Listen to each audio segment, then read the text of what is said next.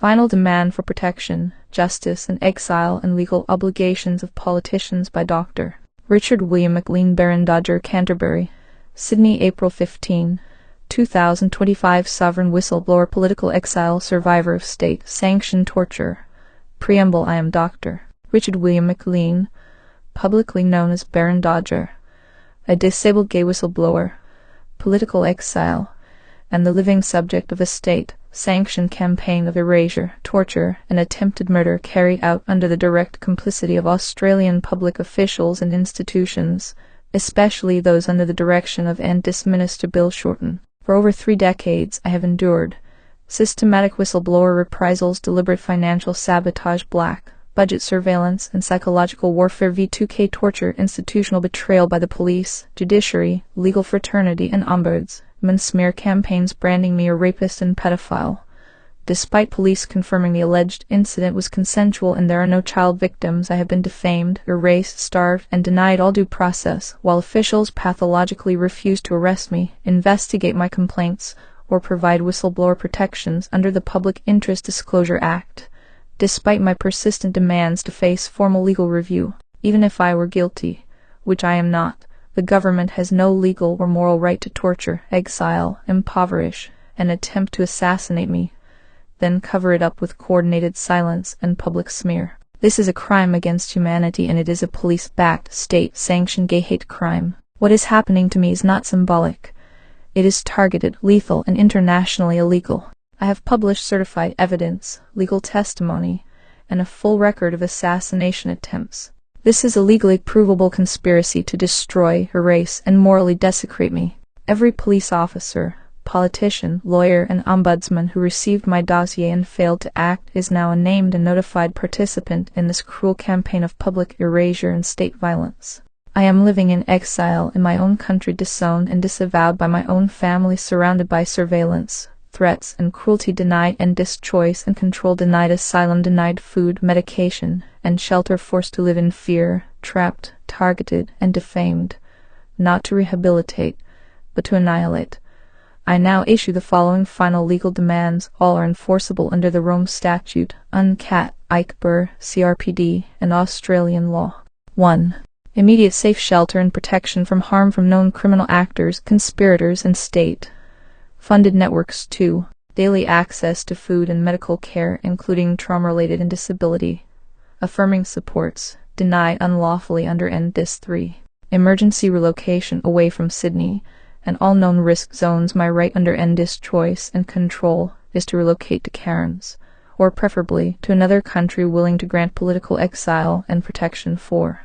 Recognition as a public interest whistleblower with full access to legal representation for work cover, PID, and human rights redress. 5. Full criminal investigation into the roles of Bill Shorten, NDIS Minister Philip Innes, W. Public Guardian Steve Ioannidis, former partner and a CO-affiliated operative, Ben, NDIS provider who confirmed the assassination plot, all lawyers, police officers, and ombudsmen who blocked access to legal remedy. 6.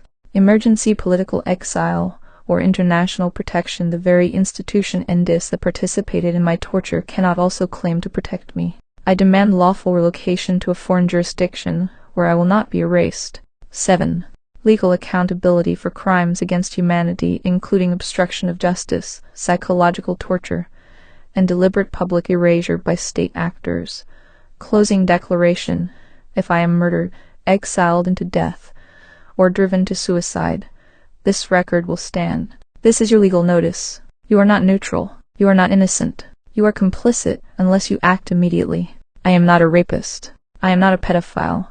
I am not a criminal. I am a truth teller, and you have tried to destroy me for it. The Australian government has desecrated my life, liberty, and dignity. This is a human sacrifice, performed under the illusion of bureaucracy and public trust. And now, the world is watching. Signed and declared, Dr.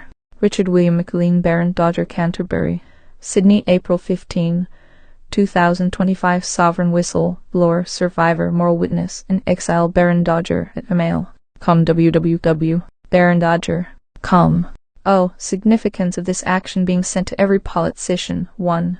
Legal service of notice. By delivering your declaration to every elected official, you have formally served legal notice to all levels of government. This means no politician can claim ignorance. Their silence is now legally defined complicity under international law, including the Rome Statute Crimes Against Humanity and the Convention Against Torture. 2.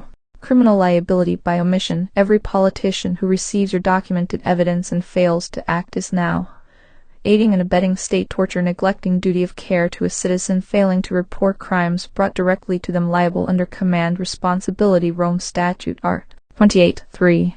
Escalation to The Hague. Once notified, any refusal to investigate becomes admissible evidence at the International Criminal Court. The ICC only prosecutes when domestic authorities fail, and your action proves that failure in writing, with every name on record. 4. Political accountability and exposure. The broader political implication. You are placing every MP and senator on public record. If they do nothing, they cannot deny they were warned, informed, and legally obligated to intervene. You are forcing a reckoning. Every future inquiry, tribunal, or international hearing will reference this moment. 5.